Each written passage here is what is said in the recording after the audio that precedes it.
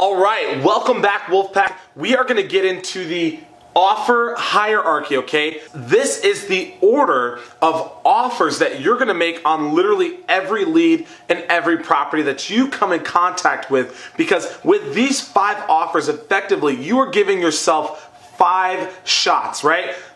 It's kind of like if you're playing basketball and the score's tied at 50-50, and it's the final shot of the game. In fact, I remember I actually have a video. I probably shouldn't say this, but I have a highlight tape that isn't really actually a highlight tape for basketball, but it ends with me missing the game-winning shot. I literally missed the game-winning shot, and it was my only shot, a shot that I had made in practice on our home court so many times. It was a half-court shot, and I literally remember making that shot over and over and over and over before throughout all my years of playing basketball at the school.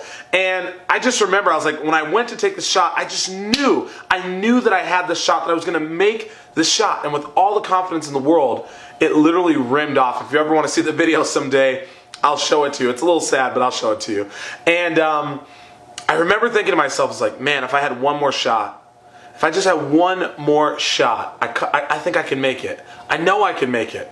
And that's the confidence, okay? I want to tell you guys, that's the confidence of knowing you've got another shot. So instead of having just a wholesale offer that you can make, you've got 4 other offers literally that you can make to get the deal done, to put a deal together. So I'm going to run through these really quick, and in the next videos, I'm going to break them down one by one. Each offer that you can make, I'm going to break it down, okay? So I got 2 minutes. I want to take 2 minutes, all right? I don't want this to be long. I just want to break these down, what they mean, and how you're effectively going to know which one to use. So wholesale offer. You're going to use a wholesale offer. You're going to make a wholesale or cash offer if they have equity, okay? And if they're motivated. If they don't have equity and they're not motivated, it's probably not going to be a fit for a cash wholesale offer. Reason being is they don't have any motivation to give you, they don't have any reason to let the property go for 50 cents on the dollar, right? So that's the reason why you do a wholesale cash offer. Now, keep in mind, you always want to run the numbers for a wholesale cash offer, all right? So number 2, a sandwich lease option deal. The only reason you would do a sandwich lease option deal is A, if they would be comfortable still renting their property, and B, if they are if they're willing to work with you, right? So you can't really do a sandwich lease option deal if they need to sell their property now, if they're highly motivated, if they need to move to another state and they don't want to keep it as a rental property. So high motivation is not going to allow you to do a sandwich lease option deal.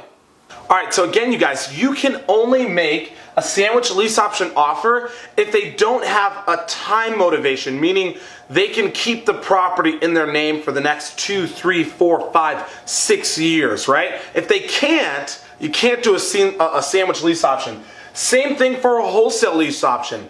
Now, a wholesale lease option is where you're going to get the property under a lease option agreement, but you're going to assign your position in the agreement to what we call a tenant buyer, and then you're out of the deal, right? But they still need to have 3, 4, 5 years to give to the tenant that you find, okay?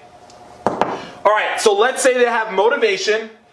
Let's say they have motivation, they don't have time, and they have a ton of equity, but their motivation isn't like financial distress. They're not just going to give up their property for 50 cents on the dollar. So what we do is we do a net listing, or what's called a straight option. And this is where you put the property under contract for as low as you can with the seller, and then you list it on the market on the MLS for $5, $10, $15, $20,000 higher, without necessarily running or doing it off of wholesale numbers. And the last, my absolute favorite one, you guys, partnering with the seller. That's only for our coaching students. And if you're in the coaching program, check out the video.